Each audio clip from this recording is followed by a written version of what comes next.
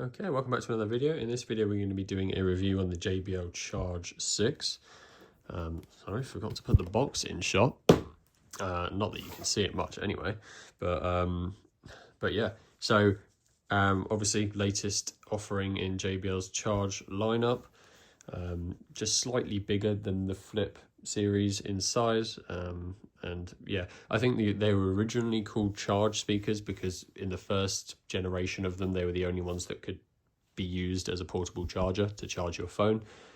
Clearly that's a much more common thing nowadays, so I don't think that's the case anymore, but that was the original use for the name. Now it's effectively just kind of a halfway house between the Flip speakers and the Extreme speakers. But yeah, not a bad place to be. It's nice that they filled that gap with something.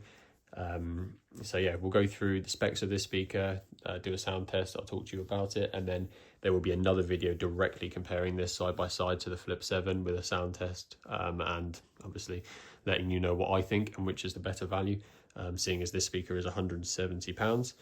But yeah, so other specs, yeah, £170. It weighs 0.99 kilos with the strap. It's about 100 grams less, or not 100, but you know, slightly less, 50 grams less without the strap. It can just be taken off. It's literally just these kind of like bits of like kind of leathery stuff almost, which go around here. I fitted it for this video, but yeah, quite easy to take off and on. It's got nice JBL branding on the top, all very nice quality. You've got a battery indicator here, feet on the bottom, Charge 6, and an exposed USB-C port, and then kind of standard Auracast power skipping buttons on the top. So very, very basic design, but also very nice. I like the shape. I like the way it kind of droops down in the middle. And the passive radiators on these speakers were always a treat. They're really nice metal quality, kind of scratched on the actual JBL logo, and yeah, very durable design. It's going to look like this for a long time. It's not going to get scratched up and look bad after a couple of weeks, which is very nice.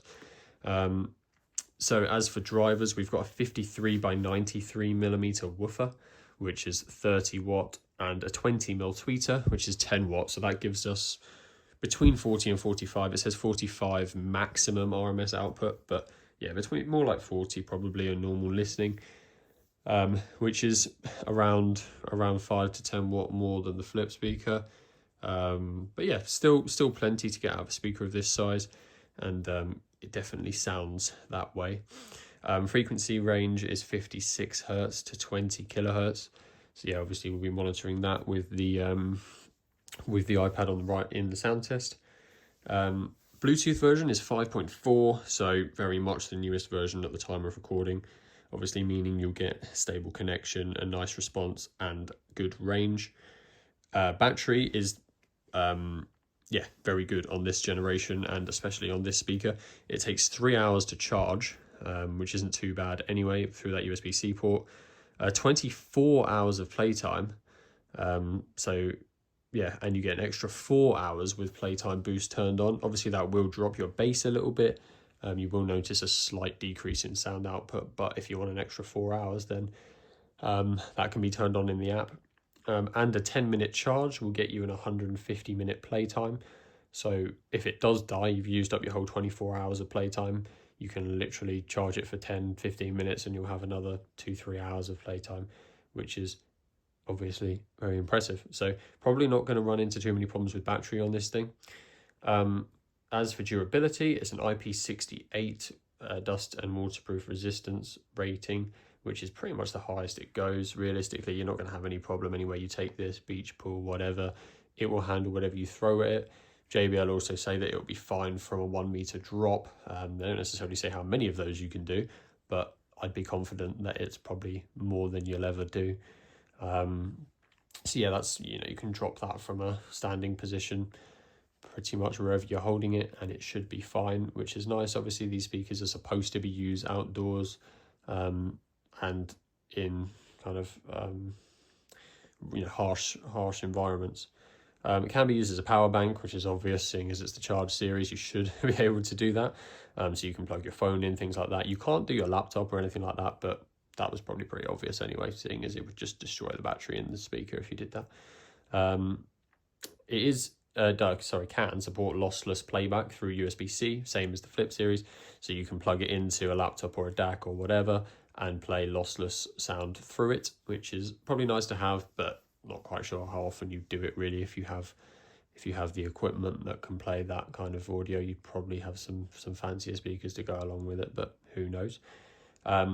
Also has the AI sound boost, same as the JBL Flip and Extreme series from this generation. So it will scan the kind of sound it's getting back in the whichever atmosphere or whichever environment or room you've put it in, and it will adjust its sound profile accordingly, meaning that you should always get the best and clearest bass and audio for the environment you're in. So if you're outside, it should effectively adjust to an outside mode. Obviously, like the first series JBL boombox actually had a button on it for outdoor or indoor mode. These speakers nowadays should just do it themselves with that AI sound boost feature. So quite nice. And yeah, I did definitely notice a big difference from the generation before that didn't have this. So not just a gimmick, it does actually make a difference. And then obviously we showed you the button on the top, but it does have Auracast, so you compare with any of the other current gen JBL speakers that have that. Very easy to do. You can do it through the JBL app or literally just by pressing the button on top. But yeah, quite a strong spec list there from a speaker of this size. JBL speakers always have quite a lot to say about themselves, which is obviously nice. But yeah, we'll be doing a sound test, 80% volume, playing royalty, and then we'll talk about it afterwards. Obviously, I'll have the response graph on so we can see what that is as well.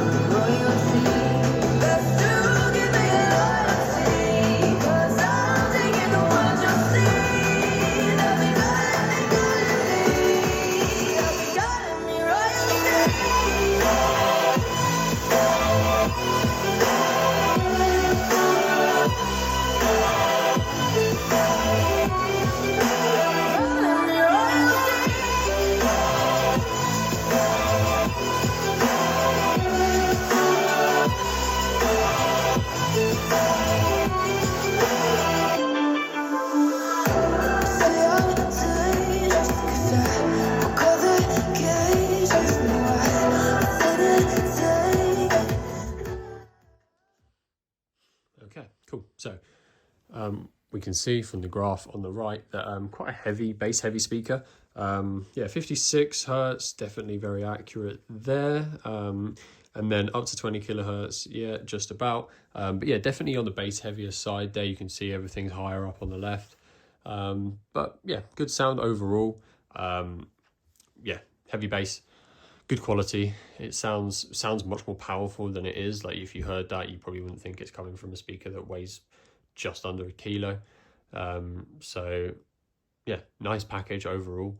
Like I kind of said with the flip speaker, these reviews from these JBL speakers can just be a bit boring because they're just good. There's not a whole lot to say about them. They're just really, really good speakers. They do everything they say and they do it very well. I think in this price range, it is definitely pricier than the competition, obviously, and for not much more money you can get a kind of much bigger speaker. We're very close to the £200 range here, so it's kind of almost getting out of the portable speaker, kind of pocket size speaker genre and into boom boxes almost. If you get a kind of Tri-Bit or some other brand of boom box like that, you're kind of dangerously almost entering that environment. But we're not there quite yet, and for a kind of high-end portable speaker, this is about as good as it gets. The sound is very strong, and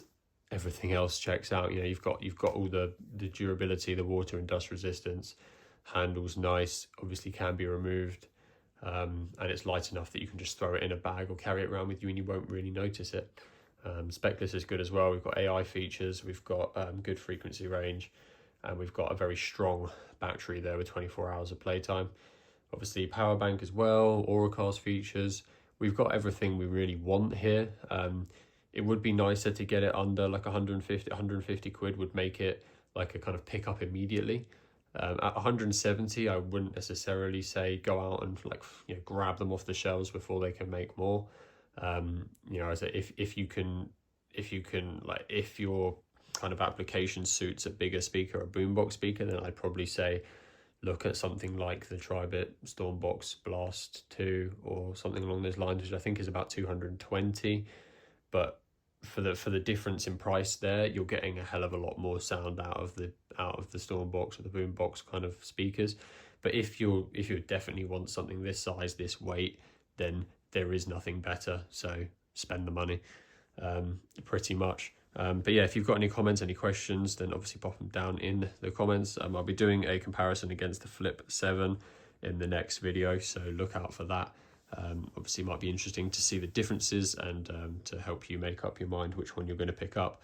But yeah, great from JBL as always. Definitely suits the next generation of Charge speakers. And yeah, I'll see you in the next one.